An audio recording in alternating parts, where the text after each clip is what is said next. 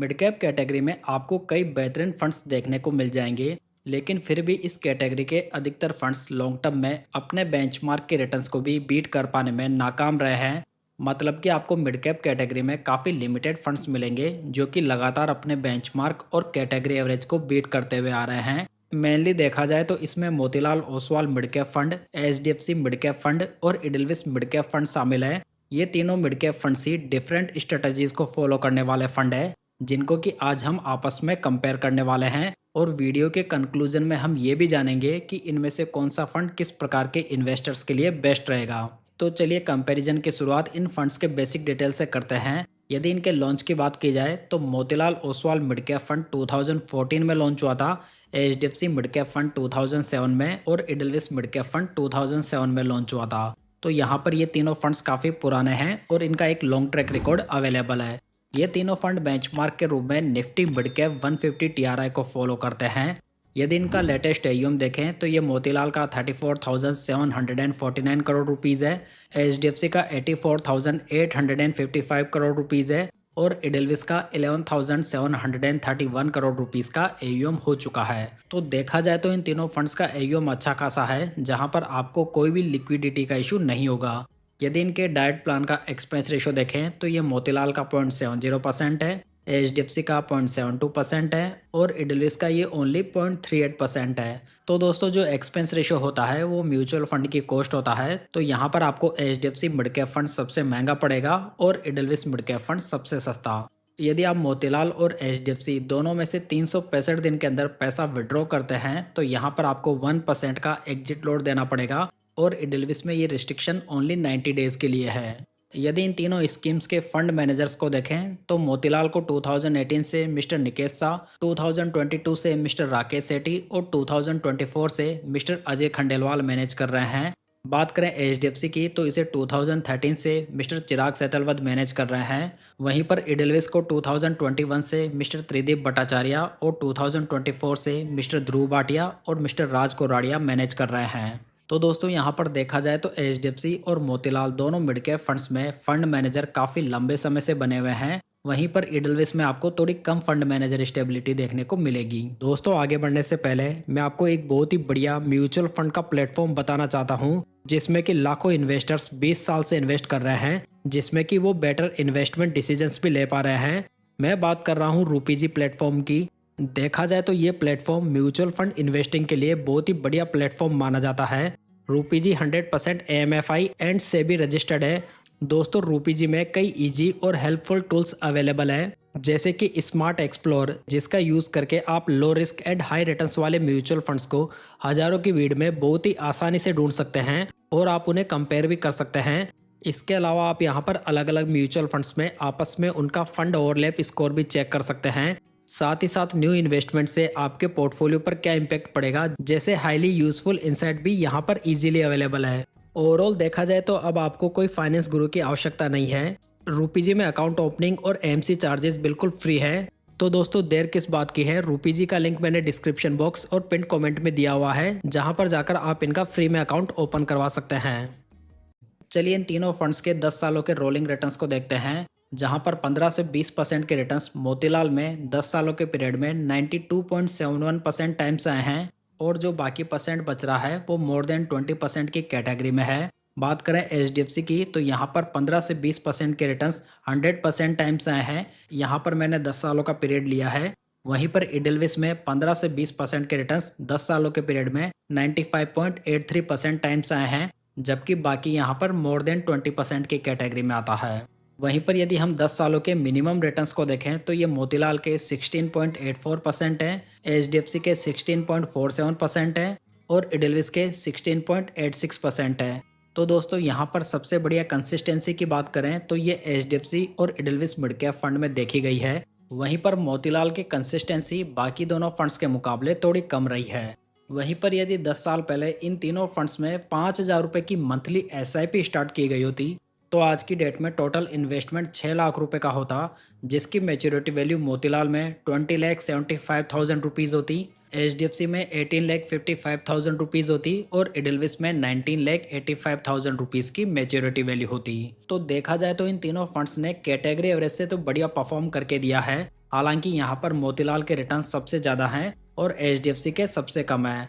वहीं पर यदि 10 साल पहले इन तीनों फंड्स में 1 लाख रुपए लमसम इन्वेस्ट किए गए होते तो आज उसकी मेच्योरिटी वैल्यू मोतीलाल में 5,76,000 रुपीज़ होती, HDFC में 5,68,000 रुपीज़ होती और एडलविस में ये 5,90,000 रुपीज़ की मेच्योरिटी वैल्यू होती। तो यहाँ पर लमसम के मामले में एडलविस के रिटर्न सबसे बेस्ट है और HDFC के यहाँ पर भी सबसे कम रिटर्न्स है। हालांकि यहाँ पर डिफरेंस बहुत ज़्यादा नहीं है। नेक्स्ट हम इन तीनों फंड्स के ट्रेलिंग रिटर्न्स को आपस में कंपेयर करते हैं। लास्ट 10 ईयर्स के रिटर्न्स को देखें तो ये मोतीलाल के 19.06% है, HDFC के 18.93% है और एडलविस के ये 19.43% है। लास्ट 5 ईयर्स के रिटर्न्स को देखें तो ये मोतीलाल के 34.74% है, HDFC के 30.14% है और एडलविस के ये 30.96% है। लास्ट 3 ईयर्स के रिटर्न्स को देखें तो ये मोतीलाल के 27.30% है, HDFC के 26.53% है और एडलविस के ये 26.06% है। लास्ट 1 ईयर के रिटर्न्स को देखें तो ये मोतीलाल के नेगेटिव में है और HDFC और एडलविस ने पॉजिटिव में रिटर्न्स डिलीवर किए हैं। तो ओवरऑल देखा जाए तो इन तीनों फंड्स के रिटर्न्स 10 सालों के पीरियड में लगभग आसपास ही हैं, लेकिन लास्ट 5 ईयर्स में यहाँ पर मोतीलाल थोड़ा डोमिनेट करता हुआ दिखाई दे रहा है। दोस्तों यदि इन तीनों फंड्स का अपसाइड कैप्चर रेशियो देखें तो ये मोतीलाल का 101 है, HDFC का 96 है और एडलविस का ये 100 है। अपसाइड कैप्चर रेशियो ये बताता है कि यहाँ पर यदि बेंचमार्क इंडेक्स 10% से बढ़ता है तो मोतीलाल का फंड 10.10% से बढ़ता है, वहीं पर HDFC 9.60% से और एडलविस यहाँ पर बेंचमार्क के अकॉर्डिंग ही बढ़ता है। तो यहाँ पर ये मोतीलाल का बेस्ट है और HDFC का ये सबसे कम है। वहीं पर यदि बात करें डाउनसाइड प्रोटेक्शन की तो ये मोतीलाल का 89 है, HDFC का 73 है और एडलविस का ये 87 है। तो यहाँ पर डाउनसाइड प्रोटेक्शन HDFC की सबसे बढ़िया है और यहाँ पर इन तीनों फंड्स में मोतीलाल थोड़ा सेंसिटिव फंड है जो कि कंपैरेटिवली ज़्यादा गिरावट दिखाता है। चलिए दोस्तों अब इन तीनों फंड्स के रिस्क रेशियोज को भी आपस में कंपेयर कर लेते हैं। यदि अल्फा देखें तो ये मोतीलाल का 3.96% है, HDFC का 4.80% है और एडलविस का ये 3.17% है। अल्फा रेशो जो होता है वो बेंचमार्क इंडेक्स से अधिक बनाए गए रिटर्न्स को इंडिकेट करता है। तो ये HDFC का यहाँ पर बेस्ट है और मोतीलाल का ये सेकंड बेस्ट है। बीटा की बात करें तो ये मोतीलाल का 0.92 है, HDFC का 0.86 है और एडलविस का ये 0.94 है। बीटा रेशो जो होता है वो किसी फंड की वॉलेटिलिटी को मेजर करता है। तो देखा जाए तो यहाँ पर एडलविस का फंड सबसे ज़्यादा वॉलेटाइल फंड है और HDFC का सबसे कम है। बात करें साप रेशो की तो ये मोतीलाल का 1.02 है, HDFC का 1.30 है और एडलविस का ये 1.14 है। साप रेशो ये बताता है कि फंड कितने रिस्क फ्री रिटर्न्स जनरेट कर पा रहा है। तो यहाँ पर ये HDFC का सबसे बेस्ट है और एडलविस का ये सेकंड बेस्ट है। तो यहाँ पर देखा जाए तो सबसे best risk ratios HDFC mid cap fund के हैं जो कि बेस्ट अल्फा जनरेटिंग फंड है, बेस्ट रिस्क फ्री रिटर्न्स बनाकर दे रहा है, साथ में एक लो वोलेटाइल फंड भी है। हालांकि जो रिस्क रेशियोज होते हैं वो लास्ट 3 ईयर्स के एवरेज रिस्क रेशियोज होते हैं, जिसका क्लियर इंडिकेशन है कि लास्ट 3 ईयर्स में HDFC मिड कैप फंड काफ़ी बढ़िया परफॉर्म कर रहा है। यदि इन तीनों फंड्स का पोर्टफोलियो देखें और नंबर ऑफ स्टॉक्स की बात करें तो ये मोतीलाल में 17 है, HDFC में 73 है और एडलविस में ये 85 है। वहीं पर टॉप 10 स्टॉक्स का वेटेज देखें तो ये मोतीलाल का लगभग 75 है, HDFC का 32% है और एडलविस का ये 23% है। तो यहाँ पर देखा जाए तो नंबर ऑफ स्टॉक्स कम होने की वजह से मोतीलाल का कॉन्सेंट्रेशन टॉप 10 स्टॉक्स में काफ़ी ज़्यादा है, जो कि इसे काफ़ी ज़्यादा रिस्की भी बना देता है। वहीं पर HDFC और एडलविस में आपको ऐसी कोई भी समस्या नहीं देखने को मिलेगी।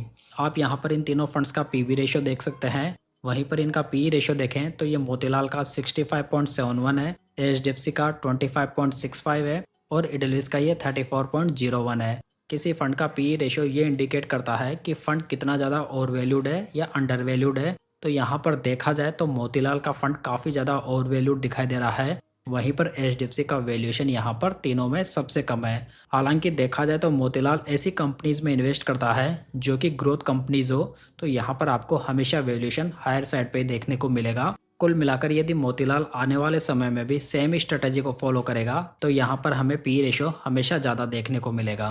अगर इन तीनों फंड्स की प्रेजेंट कैश होल्डिंग को देखें तो ये मोतीलाल की 2.15% है, एचडीएफसी की 6.40% है और एडेलविस की ये 0.37% है। बात करें टर्नओवर रेशो की तो ये मोतीलाल का 133% है, एचडीएफसी का 15.72% है और एडेलविस का ये 43% है। तो दोस्तों टर्नओवर रेशो ये बताता है कि फंड मैनेजर पोर्टफोलियो स्टॉक्स में एक साल में कितने चेंजेस करता है। तो यहाँ पर टर्नओवर रेशो के हिसाब से हमें यहाँ पर इन तीनों फंड्स की स्ट्रेटजी दिखाई दे रही है, जहाँ पर मोतीलाल पोर्टफोलियो स्टॉक्स में फ्रिक्वेंटली चेंजेस करके रिटर्न्स बनाता है, वहीं पर एचडीएफसी बाई एंड होल्ड की स्ट्रेटजी को फॉलो करता है, वहीं पर एडेलविस इन दोनों फंड्स के बीच का फंड माना जा सकता है। आप यहाँ पर इन तीनों फंड्स का एसेट एलोकेशन भी देख सकते हैं, जिसमें कि तीनों फंड्स ने मिड कैप कंपनीज में अपना हाईएस्ट एक्सपोजर लिया हुआ है, जबकि मोतीलाल का स्मॉल कैप कंपनीज में कोई भी एक्सपोजर नहीं है। यदि सेक्टर वाइज हाईएस्ट एलोकेशन देखें तो मोतीलाल ने capital goods, services, technology, consumer और कम्युनिकेशन में हाईएस्ट एक्सपोजर लिया हुआ है। एचडीएफसी ने financial, health care, automobile, services और टेक्नोलॉजी में हाईएस्ट एक्सपोजर लिया हुआ है। और एडेलविस की बात करें तो इन्होंने financial, capital goods, services, health care और ऑटोमोबाइल में हाईएस्ट एक्सपोजर बनाया हुआ है। दोस्तों यहाँ पर मोतीलाल में लिमिटेड स्टॉक्स होने की वजह से सेक्टर स्पेसिफिक में काफ़ी ज़्यादा कॉन्सेंट्रेशन है, जबकि एचडीएफसी और एडेलविस में आपको ऐसा कुछ नहीं दिखाई देगा।